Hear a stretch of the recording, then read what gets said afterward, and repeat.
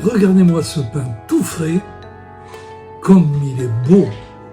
Je viens de le sortir du four.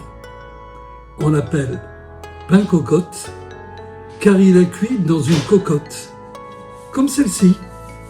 La mienne, elle est beaucoup plus légère. C'est une cocotte en céramique et qui fait très bien l'affaire.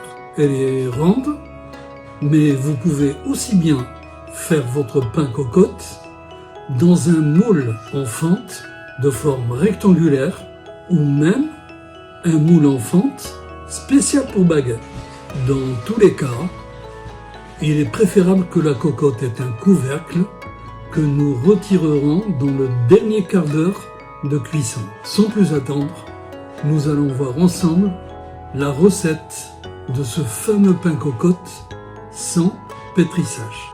On va commencer par passer en revue les ingrédients. Pour ce pain, on prendra 350 g de farine, 350 g d'eau, c'est-à-dire 350 ml. Mais la quantité d'eau, il faudra bien entendu l'ajuster à la qualité de la farine que vous aurez utilisée. Il faut que la texture de la pâte elle soit pas liquide et qu'elle soit suffisamment élastique pour se décoller du saladier. 1,5 cuillère à café de sel et 2 cuillères de levure sèche. On va mélanger dans un saladier l'ensemble des ingrédients jusqu'à ce que la pâte soit souple et bien élastique.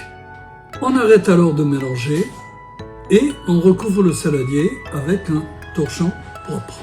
On va laisser reposer 12 heures à 18 heures. On va donc lancer la préparation la veille pour le lendemain. Pour la cuisson, on va préchauffer le four à 230 degrés en mettant au départ la cocotte vide avec son couvercle. Au bout d'une demi-heure, on va retirer la cocotte en faisant très attention à ne pas se brûler parce qu'elle sera vraiment chaude. On va placer dans la cocotte du papier cuisson. Moi, je le badigeonne d'huile d'olive. On verse alors la pâte qui aura doublé de volume dans la cocotte et on va la décorer avec quelques incisions, soit avec une lame, soit avec un couteau très bien aiguisé.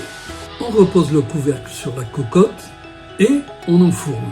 Au bout de 30 minutes de cuisson, on enlève le couvercle et on va poursuivre la cuisson encore 10 minutes à un quart d'heure de façon à faire bien cuire le dessus du pain.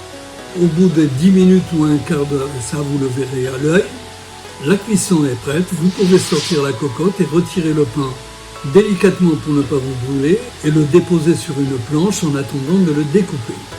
J'attends maintenant vos commentaires sur ce nouveau savoir-faire que nous allons partager pour en faire profiter toutes les familles et tous nos amis aussi. Il ne me reste plus qu'à vous souhaiter une excellente dégustation. Sahaftolkom.